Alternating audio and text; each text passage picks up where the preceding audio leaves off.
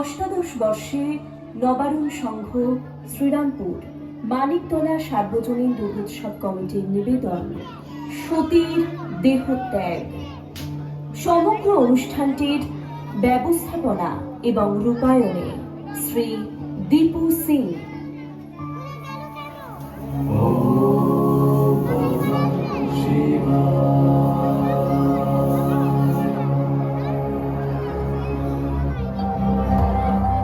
দেব, আমি নিশ্চিত করেছি আমাকে পিতার আয়োজিত যজ্ঞে যেতেই হবে। দেব, আমি নিজের অপমান সহ্য করতে পারি, কিন্তু আপনার নয়। সতী, বোঝার চেষ্টা করো। সতী, আমার কথা শোনো, ওই যজ্ঞে যেও না। আপনি আমার জন্য চিন্তা করবেন না দেব। আর যদি তিনি আমাকে অপমান করেন, তাহলে তখন তুমি নিজের মনকে এত কঠোর করতে পারবে সতী? আপনি প্রতিজ্ঞা করুন, আপনি আমাকে যজ্ঞতে যেতে বাধা দেবেন না। আর আপনি আমার কাছে আসবেন না যতক্ষণ না স্বয়ং সতী আপনাকে ডাকে। আপনি ওখানে যাবেন না। এ তুমি আমাকে কি শপথ দিলে সতী? দেব, আমাকে বিশ্বাস করুন দেব, আর আমি না গেলে ওখানে কোনো আহুতি ফলিত হবে না, আর তাতে কল্যাণের পথে বাধা আসবে। সঠিক বলেছ। তোমার শপথের সম্মান রাখার জন্য আমিও একটা প্রতিজ্ঞা করছি। যতক্ষণ তুমি ওই যজ্ঞ থেকে ফিরে না আসো, ততক্ষণ আমি নিজের চোখ খুলব না। যতক্ষণ তুমি শিবকে নিজে না ডাকবে সতী, শিবের নেত্র বন্ধ থাকবে। ঠিক আছে দেব, আপনি আমায় আজ্ঞা দিন।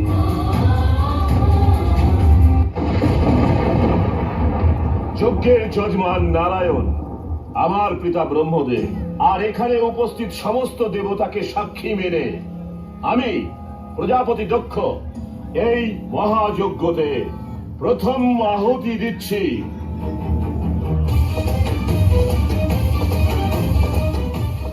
পিতা,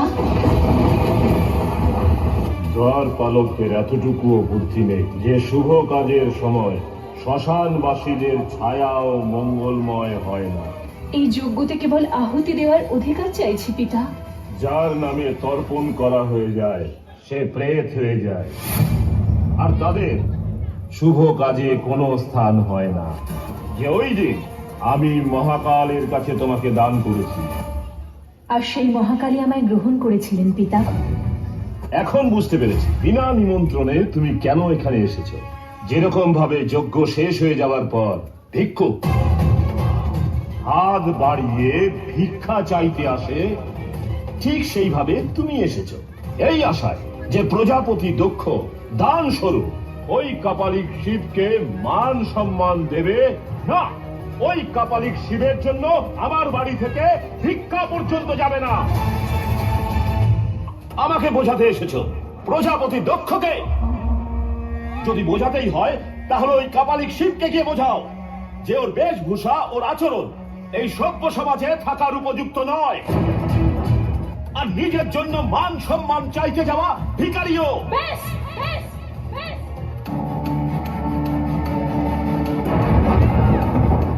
আমি আমার শিবের বিরুদ্ধে আর একটা মন্দ কথাও শুনবো না।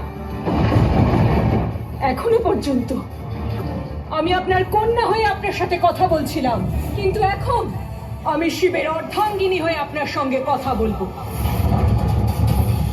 প্রজাপতি দক্ষ, আমি অনেক প্রয়াস করেছি যাতে আপনি সত্যটা বুঝতে পারেন, কিন্তু আপনি তো সমস্ত মর্যাদা নষ্ট করে দিয়েছেন। এবার এখানে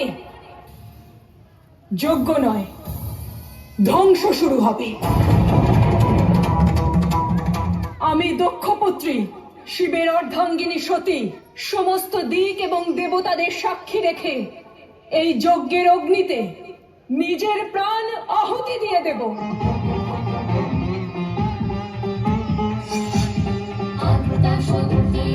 আমি মহামায়া সতী রূপে আমি শুধু ধরেছি লুকায়া। চেনো নাই পিতা মন তোমার কন্যা, সহিব না যেন আমি চরম মন্না। মরম রাখো এই শরীরে চরম আত্মা শক্তি আমি মহামায়া সতী রূপে আমি শুধু ধরেছি নৌকায়া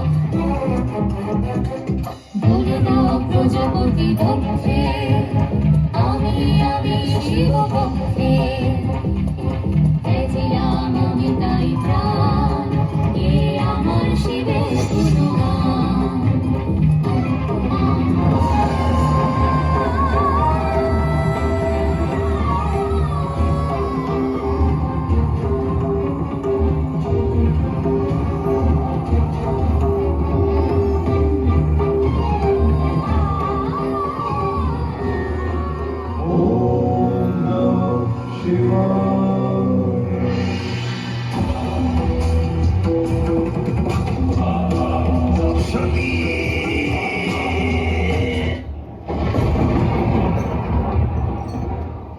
আমার এই জটা থেকে আমি আমার এক নতুন অংশের জন্ম দেব, যে দক্ষকে তার পাপের সঠিক দণ্ড দেবে।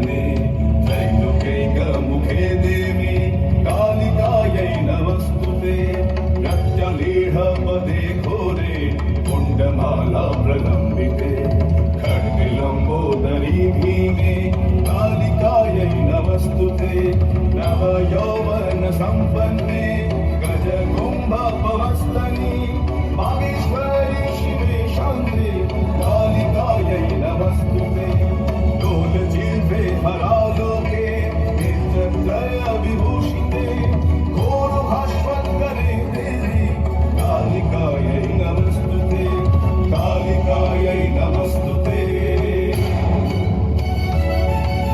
कालिकायै नमस्तुते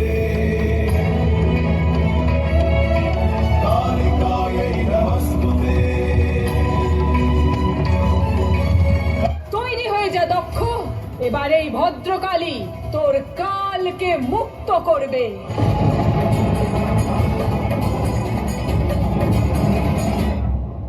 বাঁচান!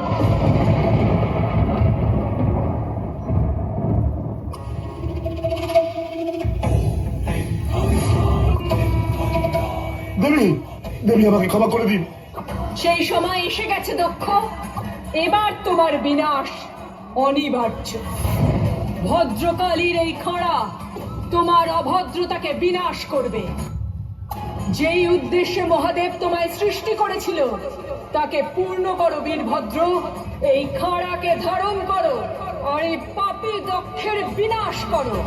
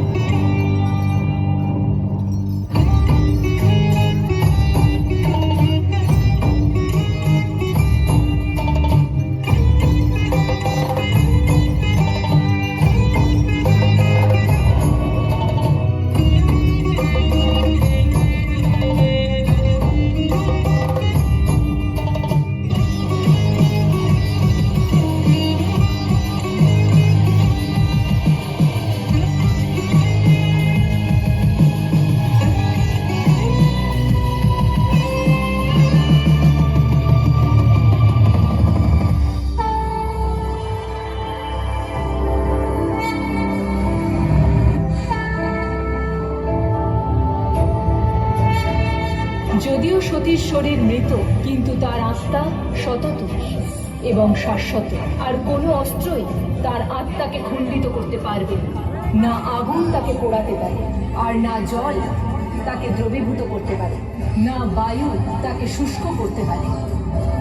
শরীর নশ্বর হতে পারে, কিন্তু আত্মা অবিনশ্বর। আর মহাদেব এই সত্য জানেন, কিন্তু নারায়ণ আপনাকে পুনরায় মহাদেবকে এই সত্যের উপলব্ধি করাতে হবে।